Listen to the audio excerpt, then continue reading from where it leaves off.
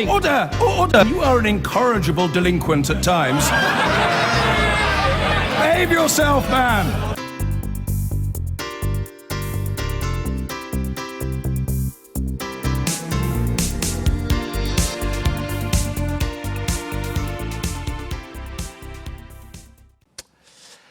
There are sound evolutionary reasons why humans aren't good at comprehending periods of time outside the scale of human lives. The difference between a millionth of a second and a billionth of a second is meaningless to most people, since neither period is very useful.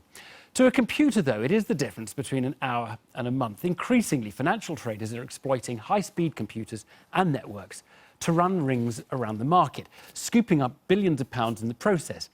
We only notice this activity, sometimes known as algorithmic trading, when it causes a flash crash, as we saw in the value of the pound last month. However, as our technology editor David Grossman reports, perhaps it's time we got up to speed with the programme.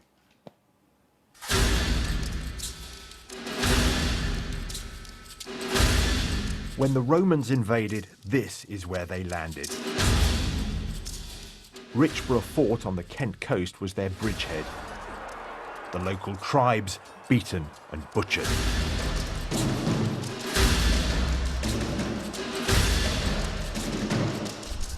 "2,000 years on, and the land just beyond Richborough Fort is a battleground, this time being fought over by two rival companies. Each wants to build a 300-metre communications tower to beam information between London and Frankfurt. It's all part of the race for speed in financial markets.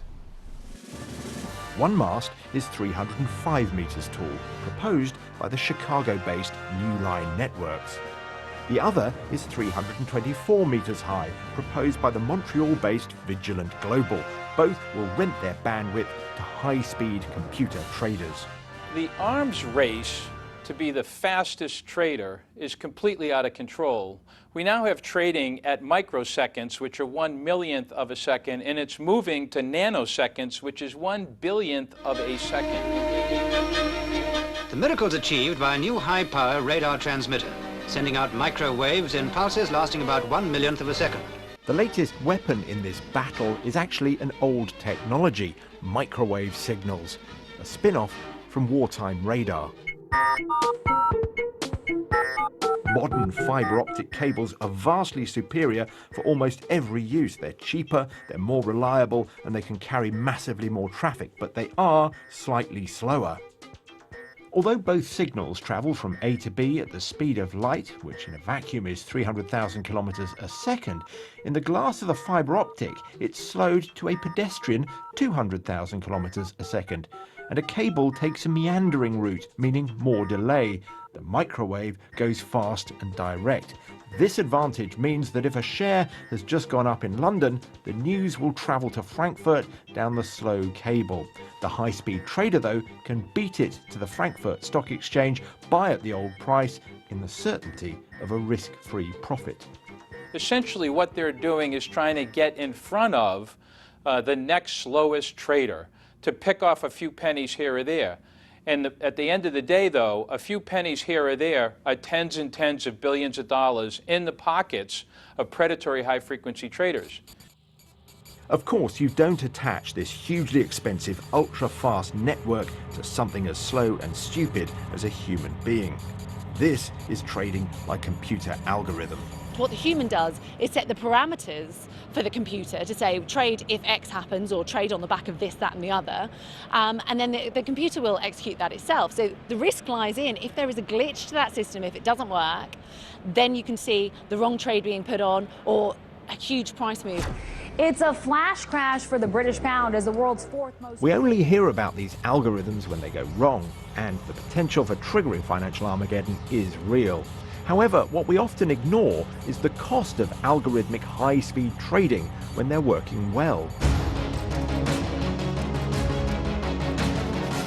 Just as something as big and slow as a herd of wildebeest can't go to the river unnoticed, so a big pension fund cannot enter the market without the predators gathering.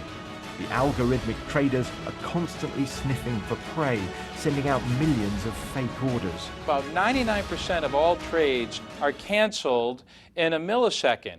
And the reason for that is they are not genuine trades. They are attempts to gather information from the market to find that pension fund trade or that mutual fund trade, which is so big that they can get in front of it and make a fortune. When this happens in the animal world, we understand it's natural, it's necessary. In the financial world, though, that's someone's retirement income being gobbled up and turned into private school fees and Lamborghinis. Indeed, new research suggests that we wouldn't miss the high-speed traders if they disappeared. Microwave signals are blocked by snow and rain. Then the speed merchants have to resort to the same connections as everyone else. When this happens, researchers from Wilfrid Laurier University in Canada found that market volatility went down, liquidity went up. In short, the markets worked far better. As the researchers put it, every cloud has a silver lining.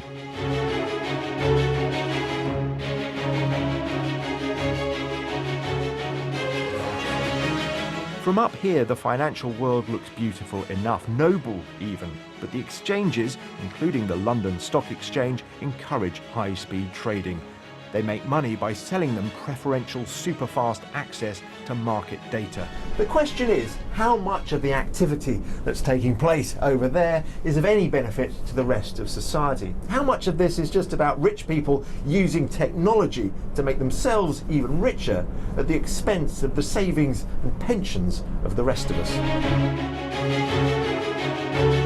The fact is, we have the technology right now to eradicate the advantage of high-speed trading. Regulators could kill the business stone dead. The dangers to individual investors and the stability of the financial system are obvious. At the moment, though, too many people, it seems, are making too much money for this to stop.